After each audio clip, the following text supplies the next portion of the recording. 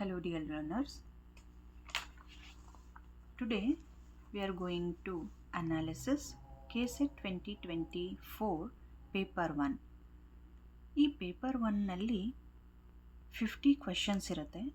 ಪ್ರತಿಯೊಂದು ಕ್ವೆಶನು ಕೂಡ 2 ಮಾರ್ಕ್ಸ್ ಇರುತ್ತೆ.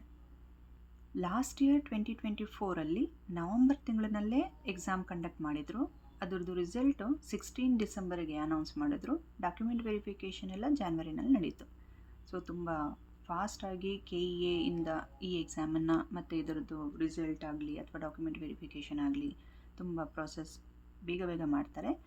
ಸೊ ಪೇಪರ್ 1ನಲ್ಲಿ ಟೋಟಲ್ 50 ಕ್ವೆಶನ್ಸ್ ಇರುತ್ತೆ. ಪ್ರತಿಯೊಂದು ಕ್ವೆಶನು ಕೂಡ 2 ಮಾರ್ಕ್ಸ್ದು. ಸೊ ನಿಮಗೆ 100 ಮಾರ್ಕ್ಸ್ ಸ್ಕೋರ್ ಮಾಡಲಿಕ್ಕಿರುತ್ತೆ ಫಸ್ಟ್ ಪೇಪರಲ್ಲಿ. ಸೊ ಅಟ್ಲೀಸ್ಟ್ ಈ 100 ಮಾರ್ಕ್ಸಿಂದ ನೀವು 60 ಮಾರ್ಕ್ಸ್ ಆದರೂ ತೊಗೊಳ್ಳೋಕ್ಕೆ ಟ್ರೈ ಮಾಡಬೇಕು. ಯಾಕಂತಂದರೆ ನಮ್ಮ ಸಬ್ಜೆಕ್ಟ್ ಪೇಪರ್ ಏನಿದೆ, KSET ಎಕ್ಸಾಮ್ನಲ್ಲಿ 2 ಪೇಪರ್ಸ್ ಇರುತ್ತೆ, ಪೇಪರ್ 1, ಪೇಪರ್ 2.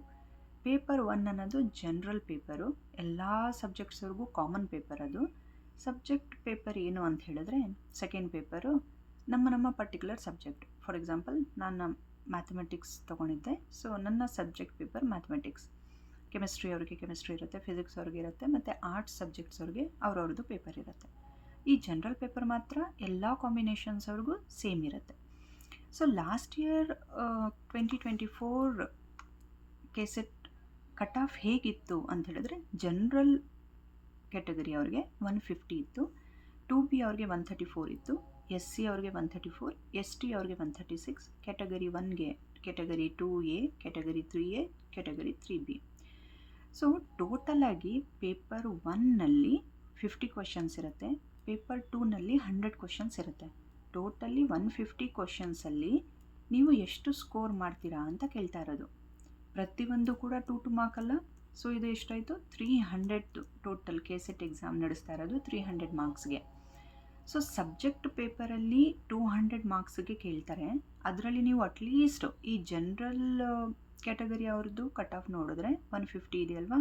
ಸೊ ನೀವು ಅಟ್ಲೀಸ್ಟ್ 92 ಆದರೂ ಸ್ಕೋರ್ ಮಾಡಬೇಕು. 92 ಸ್ಕೋರ್ ಮಾಡಬೇಕು ಅಂತ ಹೇಳಿದ್ರೆ 46 ಕ್ವೆಶನ್ಸು ಔಟ್ ಆಫ್ 100 ಕ್ವೆಶನ್ಸ್ ನಿಮ್ಮದು ಕರೆಕ್ಟ್ ಆಗಬೇಕು. ಓಕೆ, ಕಾಣಿಸ್ತಿದೆ ಅನಿಸುತ್ತೆ. ಸೊ ಜನರಲ್ ಪೇಪರ್ನಲ್ಲಿ 100 ಮಾರ್ಕ್ಸ್ಗಲ್ಲ, 100 ಮಾರ್ಕ್ಸಲ್ಲಿ ನೀವು ಮಿನಿಮಮ್ 60 ಮಾರ್ಕ್ಸ್ ಆದರೂ ಸ್ಕೋರ್ ಮಾಡಬೇಕು. ಸೊ 60 ಮಾರ್ಕ್ಸ್ ಸ್ಕೋರ್ ಮಾಡಬೇಕು ಅಂತಂದರೆ ನೀವು ಎಷ್ಟು ಕ್ವೆಶನ್ಸನ್ನು ಕರೆಕ್ಟ್ ಮಾಡಬೇಕು ಹೇಳಿ, 30 ಕ್ವೆಶನ್ಸನ್ನು ಕರೆಕ್ಟ್ ಮಾಡಬೇಕು ಔಟ್ ಆಫ್ 50 ಕ್ವೆಶನ್ಸ್. ಸೊ ಈ ಒಂದು ಟಾರ್ಗೆಟನ್ನು ನೀವು ಮೈಂಡ್ ಸೆಟ್ ಮಾಡಿಕೊಂಡ್ರೆ ಈ ಸಲ KSET 2025ನಲ್ಲಿ ನೀವು ಕ್ವಾಲಿಫೈ ಆಗಬಹುದು. ಸೊ ಕಟ್ ಆಫ್ ಇದೇ ಇರುತ್ತೆ ಅಂತ ಹೇಳೋಕ್ಕಾಗಲ್ಲ.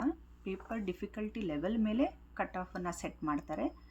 ಸೊ ಈ KSET 2025 ನವಂಬರ್ 2 ಏನು ಅನೌನ್ಸ್ ಮಾಡಿದ್ದಾರೆ, ಆ ಎಕ್ಸಾಮನ್ನು ಕ್ವಾಲಿಫೈ ಮಾಡೋಕ್ಕೆ ನನ್ನ ಕಡೆಯಿಂದ ಈಗ ರಿಮೈನಿಂಗ್ ಎಷ್ಟು ಡೇಸ್ ಇದೆ ಅದನ್ನು ನೀವು ಹೇಗೆ ಪ್ಲ್ಯಾನ್ ಮಾಡಿಕೊಂಡ್ರೆ ಕ್ವಾಲಿಫೈ ಆಗ್ಬೋದು ಈಸಿಯಾಗಿ ಅಂತ ನಾನು ಒಂದು ಸ್ಟ್ರಾಟಜಿ ಹೇಳ್ಕೊಡ್ತೀನಿ ನೋಡಿ.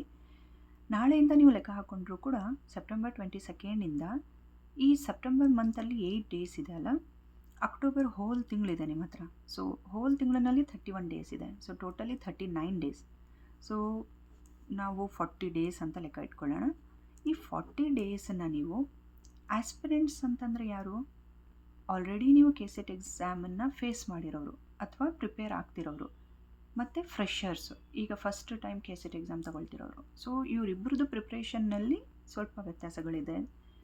ಆಸ್ಪಿರೆಂಟ್ಸ್ ಆಲ್ರೆಡಿ ಫೇಸ್ ಮಾಡಿರೋರು ಜನರಲ್ ಪೇಪರ್ಗೆ ದಿನ 1 ಅವರ್ ಕೊಡಬೇಕು, ಸಬ್ಜೆಕ್ಟ್ ಪೇಪರ್ಗೆ 2 ಅವರ್ಸ್ ಅಂತೂ ಮಿನಿಮಮ್ ಕೊಡಲೇಬೇಕು. ಪರ್ ಡೇ 3 ಅವರ್ಸ್ ಕನ್ಸಿಸ್ಟೆಂಟಾಗಿ ನೀವು ಸ್ಪೆಂಡ್ ಮಾಡಿದ್ರೆ ಮಾತ್ರ KSET ಎಕ್ಸಾಮನ್ನು ಕ್ವಾಲಿಫೈ ಮಾಡೋಕ್ಕೆ ಸಾಧ್ಯ ಆಸ್ಪಿರೆಂಟ್ಸು.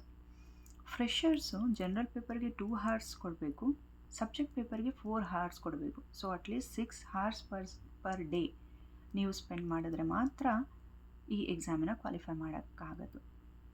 ಜೊತೆಗೆ ಈ ಸ್ಟ್ರಾಟಜೀಸು ಜಸ್ಟ್ ಒಂದು ಡ್ರಾಫ್ಟ್ ಅಷ್ಟೇ. ಇದರಿಂದ ನೀವು ನಿಮ್ಮ ಸ್ಟ್ರೆಂತ್ ಏನು, ನಿಮ್ಮ ವೀಕ್ನೆಸಸ್ ಏನು ಅದನ್ನು ನೀವೇ ಅನಾಲಿಸಿಸ್ ಮಾಡ್ಕೋಬೇಕು. ಜಸ್ಟ್ ನಾನು ಒಂದು ಪ್ಲ್ಯಾನ್ ಕೊಟ್ಟಿದ್ದೀನಿ ನೋಡಿ, ಇದು ವರ್ಕೌಟ್ ಆದರೆ okay. So wish you all the best. In my next video KSET 2024 paper 1 starting 5 ಕ್ವೆಶನ್ಸನ್ನು ನಾನು ಸಾಲ್ವ್ ಮಾಡಿಸ್ತೀನಿ. ಜೊತೆಗೆ ಹೇಗೆ ಬಂತು ಅದೆಲ್ಲ ಹೇಳ್ಕೊಡ್ತೀನಿ. So wait for my next videos.